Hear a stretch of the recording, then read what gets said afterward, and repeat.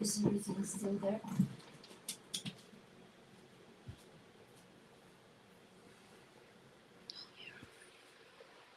6:29. It's not quite done yet. I'm a little early. That's okay.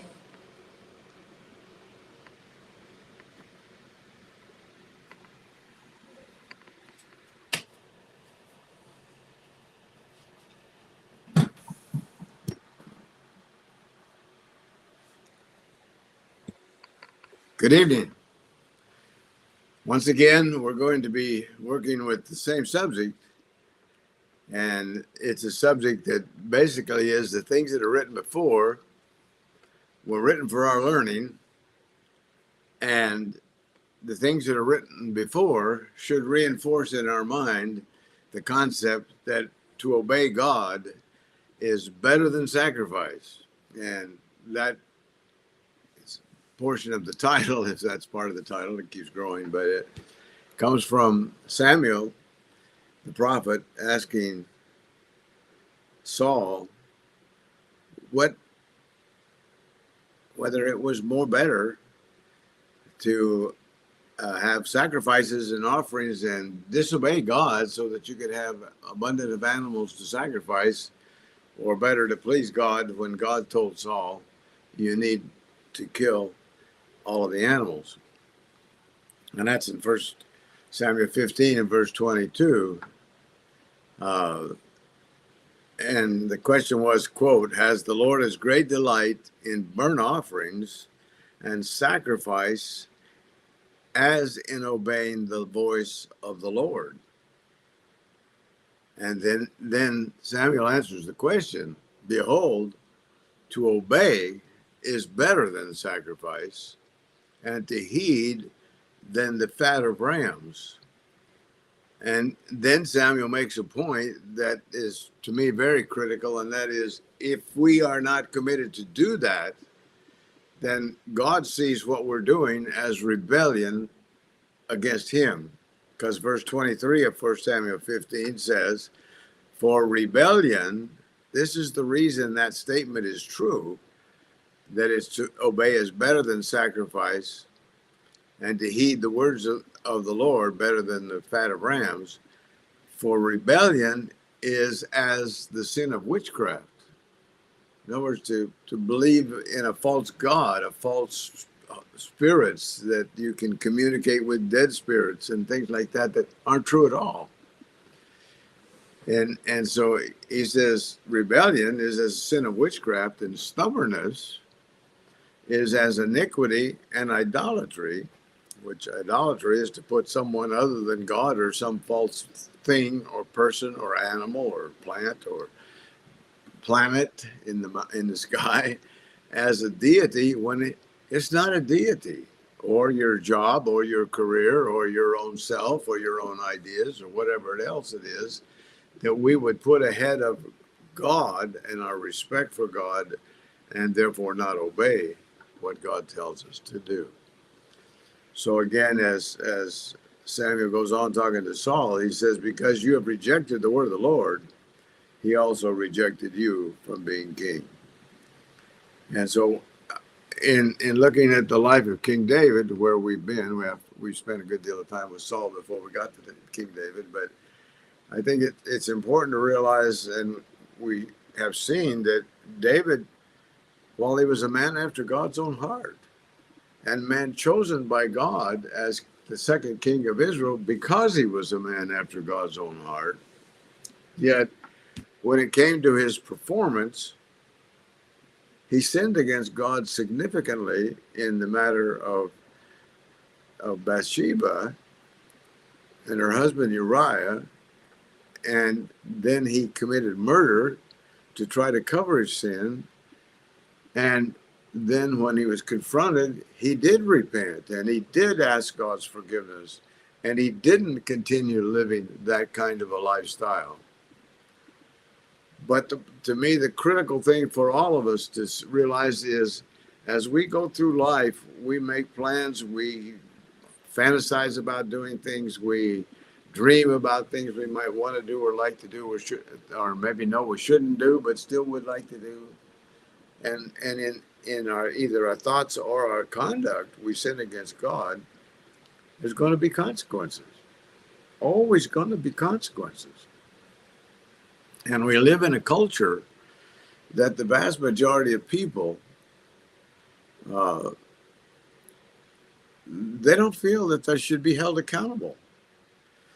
They believe that they can blame somebody else. They blame their bad parenting, blame their bad neighborhood, blame bad politicians, blame bad preachers, bad priests, back other people that did things to them that were harmful, and a poor example. And that's true. They are harmful and they are a poor example. But once we come to the age of maturity, emotionally, spiritually, that we recognize that we sinned against the Lord, then we can also be repentant and ask God to forgive us and change our heart's attitude, and He will change our heart's attitude, and we can conduct ourselves in a way that's consistent with obeying God. But that doesn't stop the reaping. And the end of King David's life pretty much should make the point to anybody that really wants to follow it that David paid a big price. And when Dathan the prophet came to David, as we've gone over already, and David repented, Nathan said that God had said that there would be turmoil and bloodshed and problems in his own family, in his own life, and his wives would be desecrated by somebody. And while he did it in private, it would be done in public. And we've already gone over in the account the fact that it was done in public by his son Absalom. And when you stop and think about what David's story was, can you think of anything, any kind of reaping that would be much more hard to bear, much more sad, much more something you never would want to go through or think about going through or see your children go through or have to have them suffer with? And he winds up with two of his children, one raping the other one. He winds up with the brother of the one that raped his sister, killing his brother in a form of judgment in his mind, at least, for the person's sin, his brother's sin against his sister. And then Absalom runs from, of course, what he thinks is going to be the consequences of his actions. And I don't know whether it would have been or it wouldn't have been, but anyway, he was gone away from his father. They were absent from each other, unable to communicate with each other. And then when he comes back into some kind of association with his father, he begins to plot to assassinate his father to take over his kingship. How can you paint? If you were going to design reaping that none of us would want to be a part of, how could it get much worse than that? I don't know. I mean, it seems about as bad as you can get. So where we are is in 2 Samuel 17. And as Absalom crossed over the Jordan River, and Absalom has several thousand people following him, two from Jerusalem at this point in his life, and he's been anointed by some of them as the king of Israel. And they've come, and King David has been afraid to confront Absalom and to fight with Absalom. And so he's left Jerusalem and left his home and all in charge of some of his concubines, 10. And they've been assaulted by Absalom. And they're getting counsel from a couple of gentlemen as to what they do. And David has some people that are with Absalom that are actually his friends and informants as to what's going on. But they're getting close to the end of this scenario, and they're going to have a war. And the goal is not to kill other Israelites or Jews. The goal, from Absalom's standpoint, is to get his father killed. And so that's what's happening. David is in Mahanaim. Absalom crossed over the Jordan, and all the men of Israel that were with him. And Absalom made Amasa captain of the army instead of Joab, who was David's captain. And this Amasa was the son of a man by the name of Jithra, and he was an Israelite. And so Israel and Absalom encamped in the land of Gilead. And it happened that when David came to Mahanaim, that he got a pleasant surprise. And one of the things that I tried to touch on as we were running out of time Sunday was that as bitter as this pill is, if I can use that description, a bitter pill to take, as bitter as the pill is, David still writes in the Psalms and rejoices in the Psalms and is grateful to God for his protection in the Psalms. He's not bitter. He's not resentful. He doesn't blame somebody else for his problems, but he's thankful to the Lord, even though he's having to endure the reaping that God said was appropriate for the sins that he committed in his situation. But in verse 27, there's kind of a bright side to it all. David's running. Remember, we had gone up the backside of the hill that goes up out of Jerusalem, out of his, away from his home, and he was weeping, and his head was bowed, and he had his head covered, and the people that were with him were likewise weeping. And they get on the other side, and so when David gets to Mahanaim, that three people, a gentleman by the name of Shobi, a gentleman by the name of Machir, and a gentleman by the name of Barzillai, they brought gifts to David and those people with him. Now David had, I don't know whether they brought enough for all the people, the soldiers and all that David had with him. David had 600 soldiers, as I understand the story, and so it's a significant number of mouths to feed and things.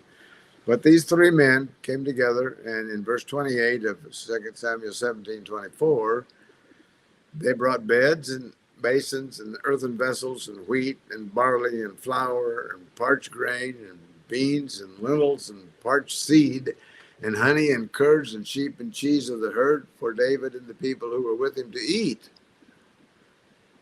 And you know, you can read stories like this, and I always try not to do this, but you can read them and just read them and don't stop and think, wait a minute. Okay, we've got I don't know how many people were in David's household per se. I don't know how many people were, but I assume it by our standards it would be a significant number of people. And then when you get to the 600 soldiers, that's another significant group of people, and they may have had ways of providing for their own necessities that maybe David personally wasn't responsible for. I don't know, but the logistics of taking that group of people away from their home and their storage and their supplies and their all that they have that they use in their daily practice of food, clothing, and shelter, that's a lot of work. And so these three gentlemen have thought enough of David and cared enough for David's welfare and well-being and comfort. Because I guess they wouldn't necessarily have to have beds. You know, they could have laid out on the ground. Anybody can do that. They can lay down on the ground. And if you're tired enough, you go to sleep. And they were probably very tired. And their motivation for coming, we read in verse 29, is they said, quote, "The people are hungry and weary and thirsty in the wilderness." But to me, the thing that David gets from it, and I'm sure the thing that is true and we should get from it, is that God saw to it that somebody was providing for King David and his household. And that's consistent with what comes out in the Psalms. And so the point I'm trying to make at this point is that, yeah, there is consequences. There is reaping. David did sin. David was a man after God's own heart. But David, like you and I, when we sin, can confess and forsake our sins. And God, in the case of David, God, on the basis of the work that was going to be in the future performed by Jesus Christ, Emmanuel, which the scriptures of the four Gospels tell us is God with us. God is still looking after him, still taking care of him. And based on the work of the Lord Jesus Christ, God could be faithful and just to forgive his sins, but it didn't stop the reaping. Didn't stop the reaping. But it enabled him to have joy. And again, what the Apostle Paul speaks of as joy unspeakable and full of glory. Peace that surpasses all understanding. David could have that. The joy of the Lord could be his strength. And that's available to you and me too. So it depends on how you look at the things that happen, that is the consequences of sins that you committed against God in the past, and say, okay, that's just, and I deserve it, and I'm going to be able to live with it, and God isn't going to forget me, and he's not going to let me be tempted more than I can bear, but he's promised in the epistles for us that he would enable us, give us a way of escape that we would be enabled to bear whatever comes our way. And I think it's important, critical, that as we look at life and the realities of life and sin and justice and obedience and disobedience to God and the consequences and reaping and sowing, that we stop and think about this side of the equation with the examples of the Hebrew scriptures that are for our learning. Again, to go back to 2 Samuel 17 and what takes place from verse 26 through 29, 17, 26 to 9. Again, Shabai, Micah, Barzillai, 3 men. And these are the things that they brought to David as he was running, really, kind of for his life. They brought beds. I don't know if that's a lot of beds, I would think. They brought basins to wash, I assume, with, and maybe to clean up and prepare food. I don't know. Earthen vessels, what we would call probably clay pots and things like that, which are very heavy to carry. You could have a limited number of that and still get a lot of weight in it. So therefore heavy to transport on donkeys and donkeys and mules and camels and things like that, and maybe ox carts. They brought wheat. They brought barley, which are grains. They brought parched grain. They brought beans. They brought lentils. They brought parched seeds. They brought honey. They brought curds. And curds, if you look it up, it's the the word apparently is a little bit nebulous, and so the New King James translates it butter, and the Old King James translates it curds. And in my understanding of and experience in life with people who worked with milk that way, curds is curdled milk that sours and goes through a process, and when you use it and drink it, it actually is in kind of chunky stuff, or it might be cheese even. But so it's that kind of milk product. And they brought sheep, and they brought cheese from the herd, and the quantity was for David and the people who were with him to eat. So that's a lot of people. And so God is looking after him. God hasn't forsaken him. And of course, the thing is going to end up, and David's going to come out victor in the long run. But it's going to be a sad victory. But it's to me, it's from that kind of experience. If we went to 2 Samuel 19, we'd read about Barzillai, the Gileadite, who came from Rogelim and went across Jordan with King to escort him across the Jordan. This is another event. And Barzillai was a very aged man. When I read that and then read the next thought in that passage, makes me feel kind of bad. He's referred to as a very aged man because he's 80 years old, and I'm 84, so I guess I'm very, very old. But anyway, and he provided the king with supplies while he stayed in Mahanaim, for he was a very rich man. So he was well off. He was able to supply, and he did. And in First Kings, later on, when David is through with this life, he's seeing the end, and he's telling Solomon, but show kindness to the sons of Barzillai the Gileadite, and let them be among those who eat at your table, for so they came to me when I fled from Absalom, your brother.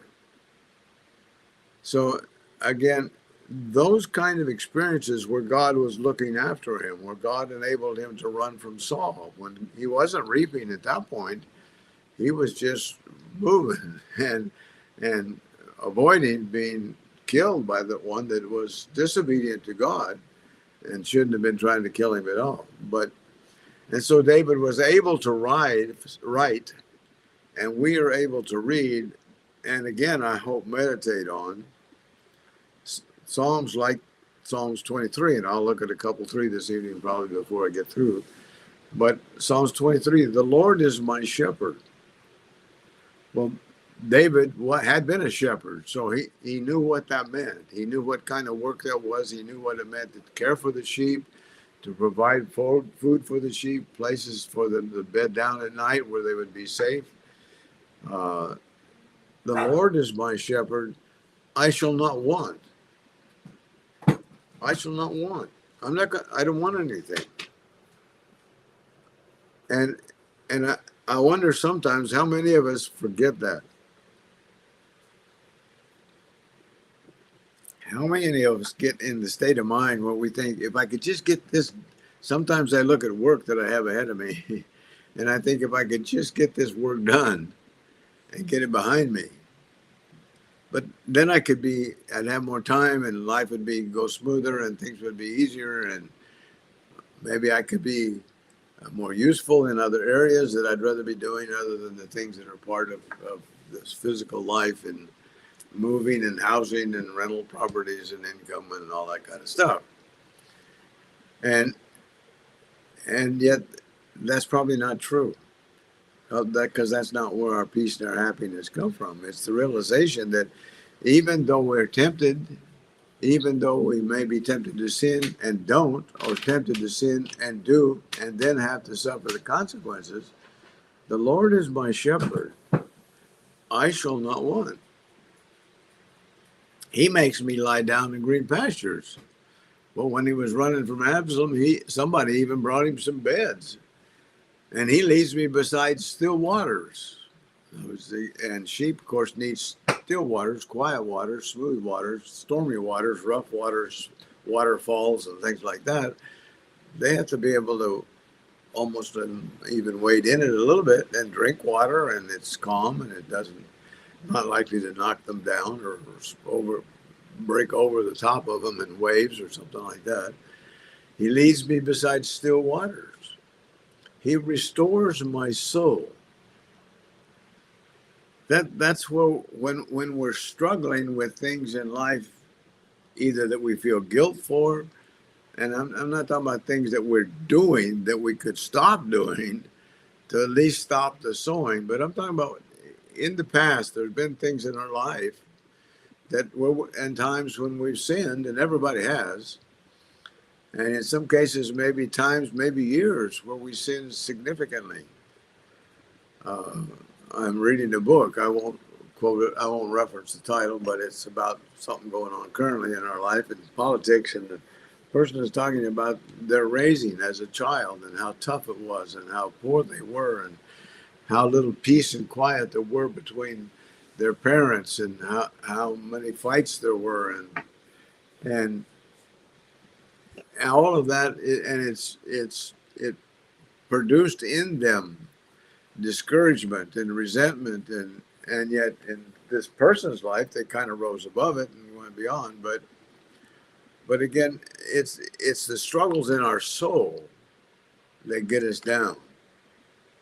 I don't think it's the steepness of the hill, it's how steep the hill looks to us, how hard the job seems to us of having to climb the hill.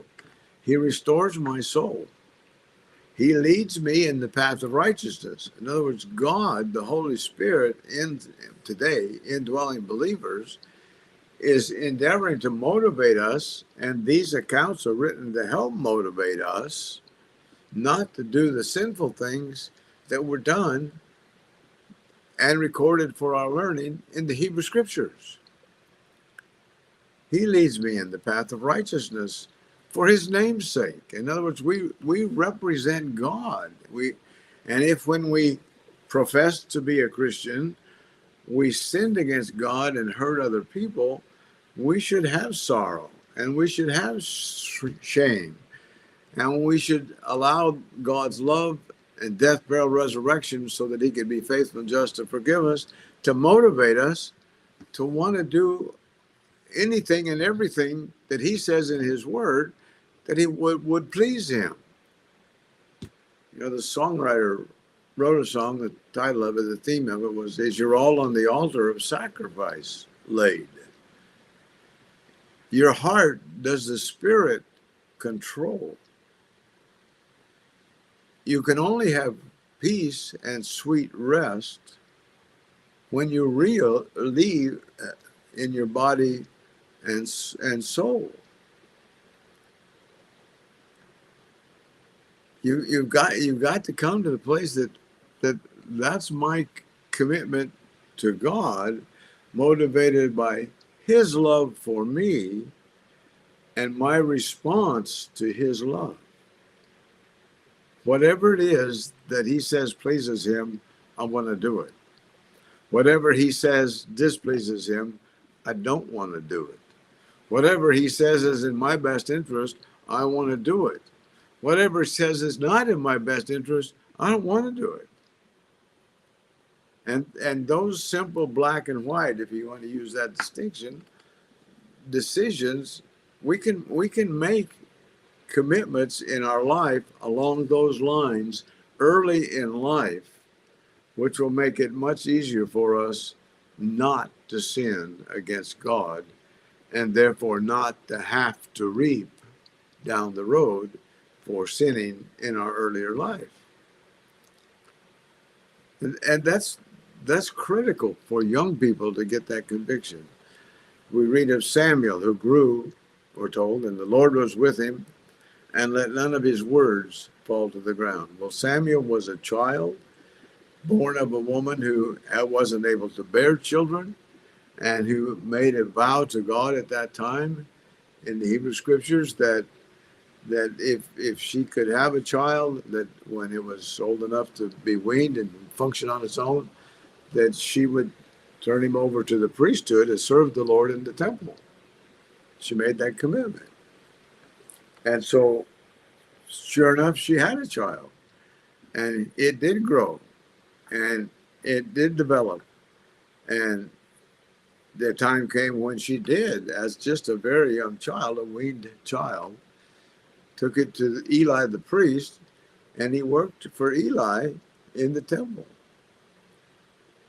But what was going on in the temple was wicked, terrible wicked. They were desecrating the sacrifices for not allowing by not allowing the meat to be cooked, as God had said, before they would take it to eat it. They wanted to roast it and not boil it. And they were committing adultery with the women that were coming to bring offerings and sacrifices to the temple. Eli's sons were doing this. And Eli wasn't judging them. And yet Samuel was raised in that environment, and he at a very young age grew, and the Lord was with him and let none of his words fall to the ground. And to me, that's a beautiful account. And the life of Samuel is a life to be emulated. And it's something that all of us can do, but the thing that it requires is rigid integrity between you and yourself and God. Don't play games with yourself. Don't kid yourself. Because that won't work. And so then in verse 4, David says in the Psalms 23, yea, though I walk through the valley of the shadow of death. Well, he did that, I don't know how many times. I really don't. A lot of times. I know I could probably sit down and count the times we have recorded for us, but I don't think that would be any more than a drop in the bucket of the opportunities that he had in the valley of the shadow of death. He says, though I walk through the valley of the shadow of death, I will fear no evil. For you are with me, talking about God. You're with me. Your rod and your staff, they comfort me. You prepare a table before me in the presence of my enemies. You anoint my head with oil. My cup runs over. So David is, we can read the account of David's life after his sin with Bathsheba, and we can say the reaping was some terrible. It was really tough. And it was. It was. It started tough. It started with the death of the child that was conceived by David in an adulterous relationship. And David fasted, and he prayed, and he laid on the floor, and he wept. Even though God had told him the child was going to die, he, as a judgment for what he had done, or a partial judgment really, he pled with God that God would be merciful to him and let the child live. But it didn't. It didn't. And now we're in a situation where his son, whom he loves very, very much, is trying to assassinate him. And that's walking through the valley of the shadow of death, to know you've got somebody that's trying to assassinate you. And yet David had the relationship with the Lord that I believe was the answer to his prayer, that the Lord restore the joy of his salvation to him. Yeah, he knew what it was like to have God's hand heavy on him when he had unconfessed sin in his life, unforsaken and unconfessed, because he was continuing to perpetuate and increase the volume of the problem. But once he repented and confessed and forsook, and Nathan told him, the prophet told him, that God's not going to take your life, then he goes on with life. But he also told him that there would be wars, there'd be strife in your own family. The reaping was not pretty, and it's not. But still, David could write the 23rd Psalm. Again, verse 5, you prepare a table before me in the presence of my enemies. You anoint my head with oil. My cup runs over. Surely goodness and mercy shall follow me all the days of my life. Does that mean there wasn't reaping? No. That means that even though we may have to reap and may have regrets and be like the expression again of David, my sin is ever before me. Or like the Apostle Paul, I'm not fit to be an apostle because I persecuted the church. He had the blood of, I don't know how many believers in the Lord Jesus Christ that he was able to motivate the Jews and the Roman government to allow be killed. but that didn't stop him from having the peace that surpasses all understanding. So it's important that we realize, okay, if you play, to use an expression, you pay. And play in this case is the pleasures of sin for a season, whatever that sin might be. You pay, always do. But if you confess and forsake, you're forgiven, because the Lord Jesus Christ was suffered and died that he, Jesus, the Son, might be faithful and just to forgive you your sins. And so David closes out the 23rd Psalm, I will dwell in the house of the Lord forever. So you've got to keep, a lot of times when you think about consequences, good or bad, and decisions that are right or wrong, or decisions and conduct that may be right under some circumstances and may be wrong under other circumstances, depending on the situation.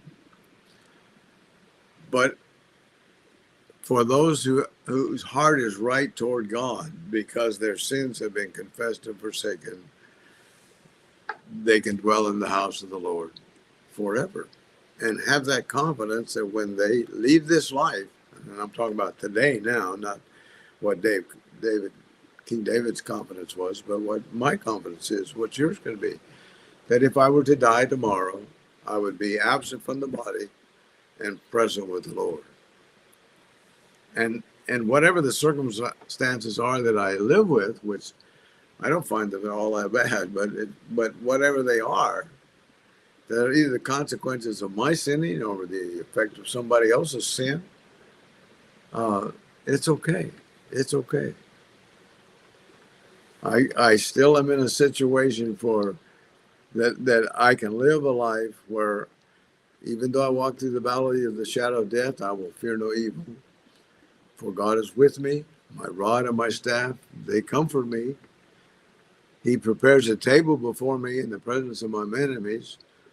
He anoints my head with oil. My cup runs over. Goodness and mercy have followed me for all these years of my life. And then when it's all said and done, I will dwell in the house of the Lord forever.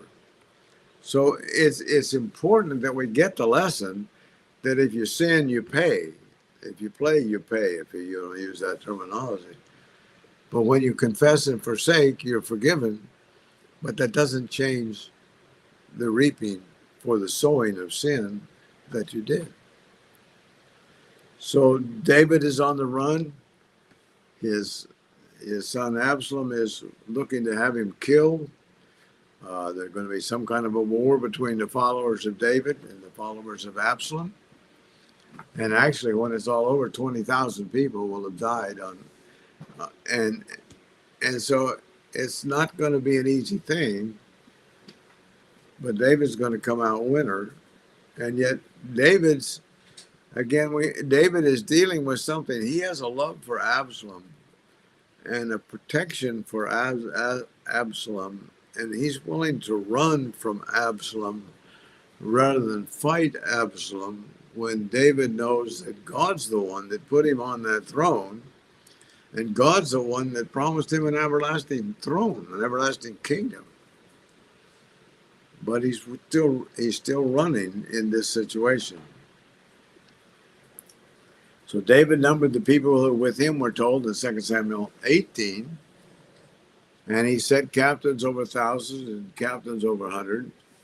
And he sent a third of the people under the hand of Joab as a military leader or captain, and one third of the people under the hand of Abishai, another military captain, and Joab's brother, who was Joab's brother, and one third under the hand of Ittai the Gittite.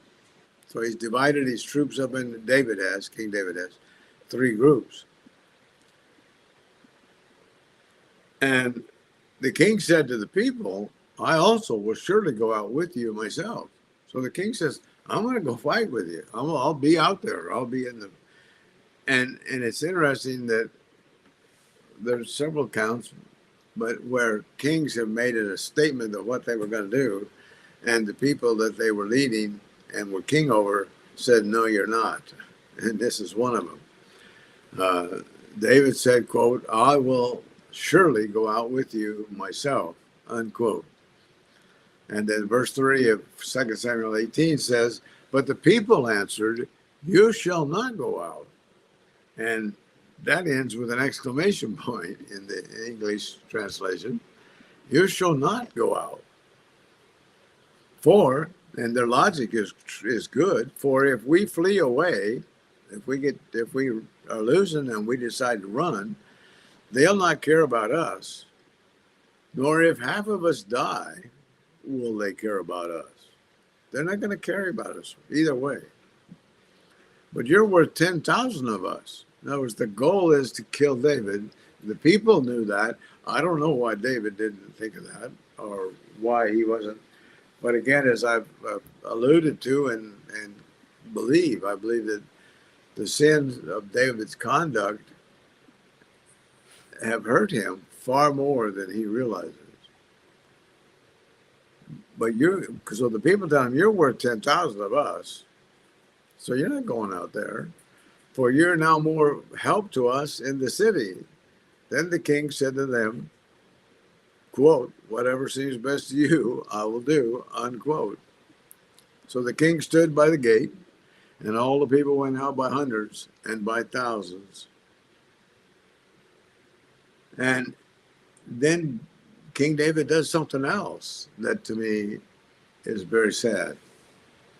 Because God, he's the Lord's anointed, and his son has decided that he was going to assassinate him. And when you decide you're going to do that, then you better be ready to not be successful in that. And like as I've said several times, it kind of stands out in my mind this way as an assassination, where probably normally I wouldn't think about it and call it an assassination, but that's what it was. But we just went through one in our political situation, an attempted assassination. And it really jarred a lot of people.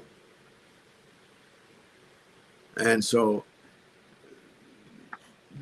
David is in a situation where his son Absalom is out to kill him. The people that are fighting for him are out to protect him. And he's not wanting them to do a good job, really. So he tells Joab, Abishai, and Ittai, the people that are the captains over a third of the military, he says, deal gently for my sake with the young man Absalom, quote unquote. Why? How do you do that?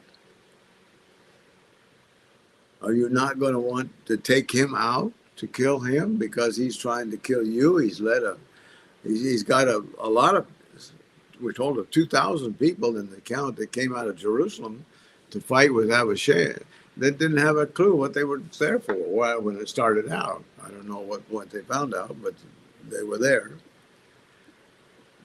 Deal gently for my sake with the young man Absalom. How is that for his sake? He's supposed to go ahead and serve Israel as king. Absalom is supposed to be submissive to him. Actually, in God's overall plan that has been alluded to, I believe, by God at least, Solomon is going to be the son that is going to take his place as king. And so I will attribute it to soulishness, to human love, but not spiritual insight, or in the absence of spiritual insight. These men are going to go to war. They're going to be killing each other, the two sides. And Absalom is the one that caused the war. And David doesn't want them to take out Absalom. And you say, well, I don't know how you can say that from no more than that. Well, I can say that, I believe, accurately, because there is more in the story, and we're going to go with it from here on. But so in verse 6 of 2 Samuel 18, the people went into the field of battle against Israel under the lead of Absalom. And the battle was in the woods of Ephraim. And the people of Israel were overthrown. Absalom's people were overthrown there before the servants of David, and a great slaughter of 20,000 took place there that day. I mean, this is real fighting. This is not playing cops and robbers. This isn't a military exercise or something. They're killing. They killed 20,000 people. And the battle, we're told in verse 8, was scattered over the face of the whole countryside. And I guess because of the terrain and the woods and things, the next statement is the woods devoured more people that day than the sword devoured. So, and this goes on till that many people are killed. And then in the account in 2 Samuel 18 and verse 9, then Absalom met the servants of David. Now, Absalom told his people he was going to lead them, and he did. He went out and led. So he gets to where the action is, and we read that Absalom rode on a mule. And the mule went under the thick boughs of a great terebinth tree, and his head caught in the terebinth, so that he was left hanging between heaven and earth. And the mule which was under him went on. I had a friend of mine that I know was riding a horse that ran between two tree trunks, and got scraped off the back end of the horse. The horse went on. He never stopped, but the rider got pulled off. In this case, he rides underneath a terebinth tree, and then looking up, I think that's but in some cases that's a pistachio tree, and I understand it's fairly thick leaves and brush, and it's generally a heavyweight tree. But and Absalom was noted for his abundant hair, and he apparently got it tangled in there, and so the mule kept on going, and Absalom's there hanging in the tree by his hair. Well, that's a bad place to be at a time like that. And so somebody saw him there. A certain man, we're told, saw and told Joab, I just saw Absalom hanging in the terebinth tree. And Joab's question to the guy is, why didn't you kill him? That's what we're supposed to be doing here. Why didn't you kill him? He says, quote, you just saw him? And why did you not strike him there to the ground? I would have given you 10 shekels of silver and a belt, unquote. So in other words, Joab thought, this guy's a soldier. He's a military man. He knows what to do. Why didn't you strike him dead? And I'd have rewarded you monetarily and with a belt. I guess maybe that's where the idea of giving belt buckles to rodeo riders when they win trophies, prizes. But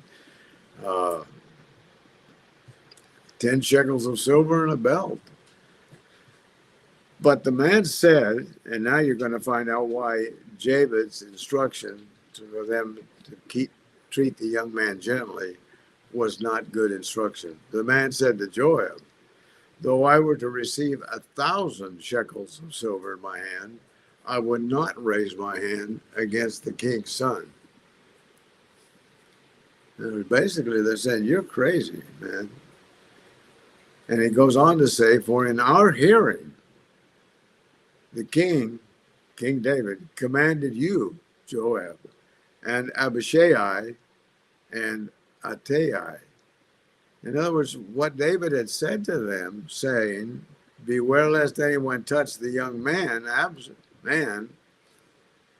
Absalom, affected the ability of this soldier to do what he needed to do at that time. And he said, if I'd have done that, in verse 13, I would have dealt falsely against my own life. In other words, I've just been committing suicide, because King David would have been mad at me because I killed his son Absalom. And I don't care if it's an easy kill. I'm not taking that shot at all. And he went on to say, there is nothing hidden from the king, and you yourself would have set yourself against me. In other words, his thinking is, if I'd killed Absalom, the king would have been upset at me. He'd have commanded Joab to get me and kill me. And Joab would have done it because he didn't have any choice. The king gets what the king wants. And then Joab says in verse 14, I cannot linger with you. I can't spend all day standing there and talking about this with you. I got to get on with it. And so Joab took 3 spears in his hand and thrust them through Absalom's heart while he was still alive in the midst of the terebinth tree.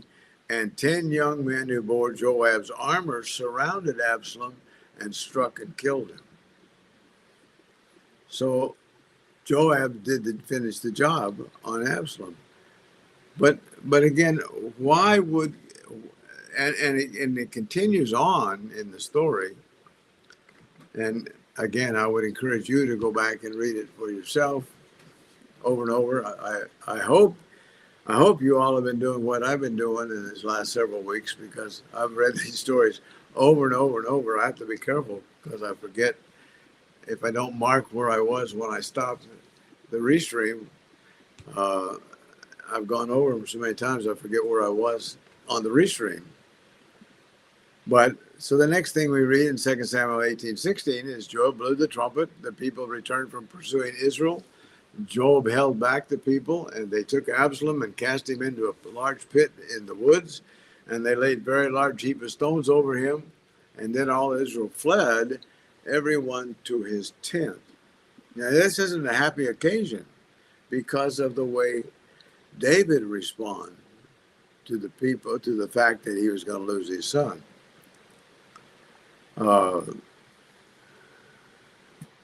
So then we get in verse 19 to somebody's got to send the message to the king. So Ahimaaz, the son of Zadok, said, let me run now and take the news to the king, how the Lord has avenged him of his enemies. And Joab said to him, you shall not take the news this day, for you shall take the news another day. Now, I don't know if all the reason is what all the reason is. When I read through this, I get the impression that maybe Ahimaaz was faster than the Cushite who Joab asked to take the message. It seems like possibly they used Ahimaaz when it was good news, and maybe somebody else when it wasn't good news. And Joab would have known that it wasn't going to be good news to David. And I'm not going to make any conclusions, but think about those things as we go through it kind of quickly. Joab said to him, you shall not take the news this day, for you shall take the news another day. But today you shall take no news, because the king's son is dead. In other words, it's not good news for the king. His son is dead. Then Joab said to the Cushite, go tell the king what you've seen. Now there's another factor. The Cushite saw what went down. He saw it happen. Ahimaaz didn't know what happened. He didn't see it, and he hadn't been briefed. So he really didn't have anything to say. So Joab tells the Cushite, go tell the king that you've seen. So the Cushite bowed himself to Joab and ran. And so Joab said to the Cushite, go tell the king what you've seen. And the Cushite bowed himself and ran. And then Ahimaaz comes along and says to Joab again, whatever happens, please let me also run with the Cushite. So I don't know whether part of the reason Job didn't want him to run is because it wasn't good news. I don't know whether it was because he really didn't know what happened, so he didn't have a message to send anyway. Uh, but anyway, when he begs again, Job says, "Why will you run, my son, since you have no news ready?" But whatever happens, he said, "Let me run." So I mean, I can picture Joab shrugging his shoulders and say, "Well, okay." He said to him, "Run. Okay, go run." And Ahimaaz ran by the plain and outran the Cushites. So maybe Ahimaaz knew he was faster than the other guy. I don't know. And David was sitting between two gates, and the watchman was watching. And the watchman tells him there's a man running alone. And this is another statement that causes me to think maybe the man running alone also indicated that it might be good news. Then the watchman cried out and told the king, and the king said, "If he's alone, there's news in his mouth." And he came rapidly and drew near, and then the watchman saw another man running. And what happened is that Ahimaaz outrun the Cushite. He was faster, so he caught up with him and passed him. So he gets there first. And the king said, he also brings news. So the watchman said, "I think the running of the first is like the running of Ahimaaz, the son of Zadok." So they knew these runners well enough that he could tell by the way the man was running who he was. And the king said, "He is a good man. He comes with good news." Well, in this case, that isn't the case. And Ahimaaz called out and said to the king, "All is well." And then he bowed with his face to the earth before the king and said, "Blessed be the Lord your God, who has delivered up the men who raised their hand against my lord the king." And the king just had one question: is the young man Absalom safe? I can understand the feeling. I can understand that he might have prayed that some way that might happen, but he doesn't realize what he's doing to the morale of his own soldiers and to the people who won the victory for him as far as from a physical standpoint. And Ahimaaz answered, "When Joab sent the king's servants to me, your servant, I saw a great tumult, but I didn't know what it was about." And the king said, "Turn aside and stand here." I think there's a lesson in there. If you have nothing to say, then don't say it. If you don't have a message to carry, don't run. A lot of times I believe people, sometimes at a tough time, sometimes at a funeral, an accident site, an injury of some kind, you really don't know what to say. And sometimes people don't know that the best thing to say if you don't know what to say is nothing.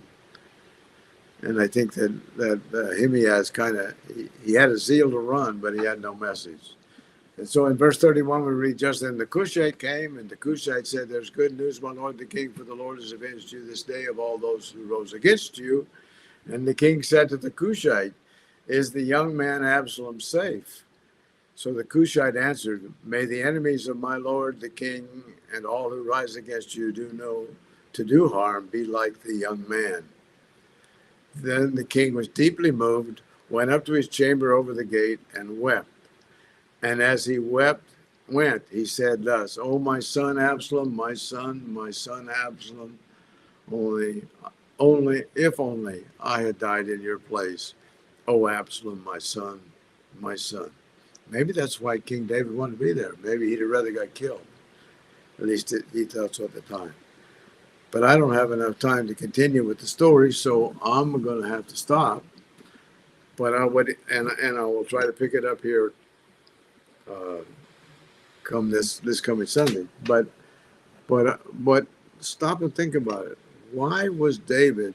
Someone was trying to assassinate him, God's king. God's king.